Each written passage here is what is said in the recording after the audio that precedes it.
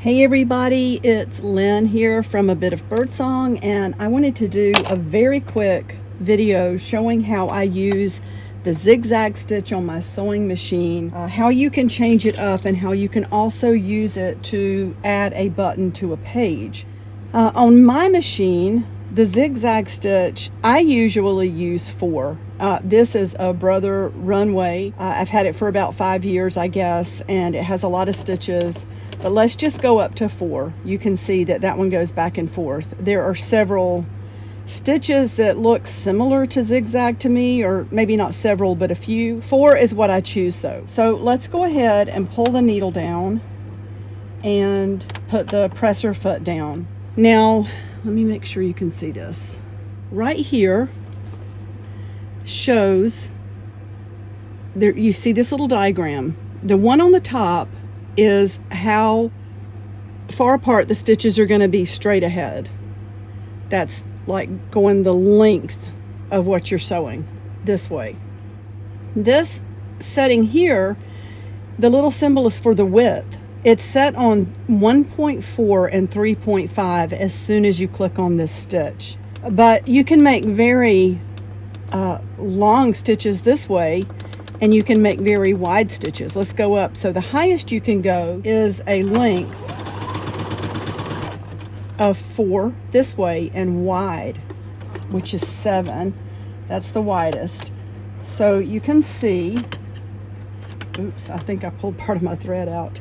I did, but you can see how wide that is. It's so wide, in fact, that it's almost like a basting stitch. That's what I did. I accidentally pulled on that thread and it came right out. So let's try again.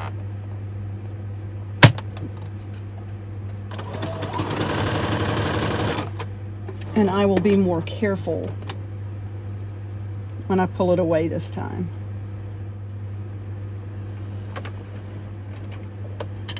And cut the thread. It's still pulled it a little bit. But you see how wide that is? In contrast to that, we could go back over to our settings and let's make this, let's put this back on 1.4. And then let's make this so, like the lowest it'll go to 0, which I don't really know what the point of that is. It's like a straight line. So let's make it a little bit wider. Let's do 3. So now the width is going to be much more narrow than the first one. See that? So you can just play with that. You could also let's make the length as long as we can, which is 4, and let's make the width even smaller, like just on 2. So we're taking big steps this way, and it's a very narrow track. See how you can get the different stitches? Now, so you can just play around with that. Putting the button on, I think, is going to explain, like, maybe the last part of this. I have this beautiful mother of pearl, and so I'm going to put this button on with sewing machine. So we don't want the needle to move. We don't want it to pull the fabric this way and make stitches this way. So we're going to put the length of the stitch all the way down to 0, so the needle's going to stay in the same spot. But the width, and sometimes I pulled the presser foot up, I hope you can see that, to look at my button underneath and try to get an idea of how far apart those holes are. They're pretty close together. So let's bring the needle down and do this hole on the right side. I'm not going to put my presser foot down yet. And sometimes you kind of have to hold the button. This can be tricky, so let's pull that out and see when the needle jumps over to the left. I move it around to try to get it to go in the hole. And let me hold it with my finger without getting my, okay, it needs to be wider. Let's make it 3 or 3.5. And I'm going to move the button over just a little bit. It might take a few minutes to adjust this, or maybe like 2 minutes. So I think that's right. I'm going to put the presser foot down. So see how it's going in easily? The needle's not moving this way, it's just going side to side. I always check it by hand by turning this wheel a few times to make sure that I'm not going to hit the button and break the needle. And once I know I have my spot, I just stitch. And you end up with a button. So if you were going to use this on clothing, obviously you don't want these strings hanging out, and you don't want to have it tied on the front where you can see a knot. The needle on here and push that stitch through to the back, and then the same with this. Push that thread to the back, and then you can tie it off here on the back. All my threads are tangled up, but I think you can see what I mean. So the knot would then be on the back. I'm going to go ahead and tie it. I do it this way a lot in junk journals, just because it's so fast. But I would cut this most likely, and I would also tie it off on the back and cut that. Not sure why we've got so many strings there. Oh, I think I probably got a thread from up above tangled up. There we go. Anyway, I hope this helps somebody, because I've talked about it before, but I don't think I've ever really shown it. And you can change the way your zigzag stitches look. When I do one at the edge of a page, I go sort of average, I guess you would say. So I'm going to bring the width back up to like 3.5 and do the stitch, the length at 3.5 and the width at 3.5. So that makes a pretty stitch. And actually, you know what?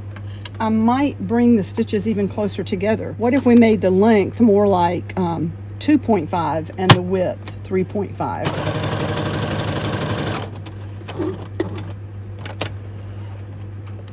See how it changes up? And probably, so if you were going to do the edge of something, let's see, we would want the stitch length to be really short. So let's do like 1.4, and let's make it a little wider, like 4.5.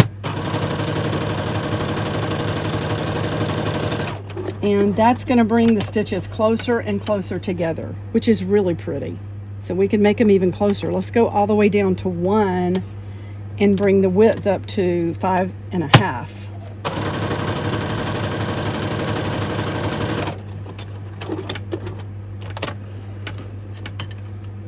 Oops, I pulled the thread again. You want to be careful not to do that, because really all it is when you're using a sewing machine is thread from the top and thread from the bottom, and it, does its thing. So if you pull one of those threads, you're definitely going to distort your stitches in some way, which is the reason that a basting stitch works so nicely, which is really just, let's go back to 0, which is just a straight stitch. Make it as long as we can, which is 5.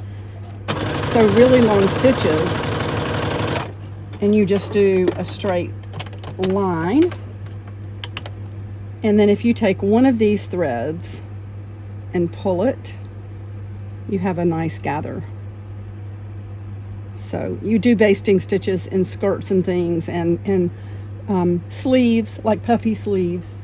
Anyway, you can see, you would put the gathering in first on some articles of clothing, stitch your pieces together, and then you have a very pretty even gather instead of trying to do it by hand. So I really hope this helps somebody. I hope you can see it okay. And if you have questions, let me know. I will try to explain it a little better.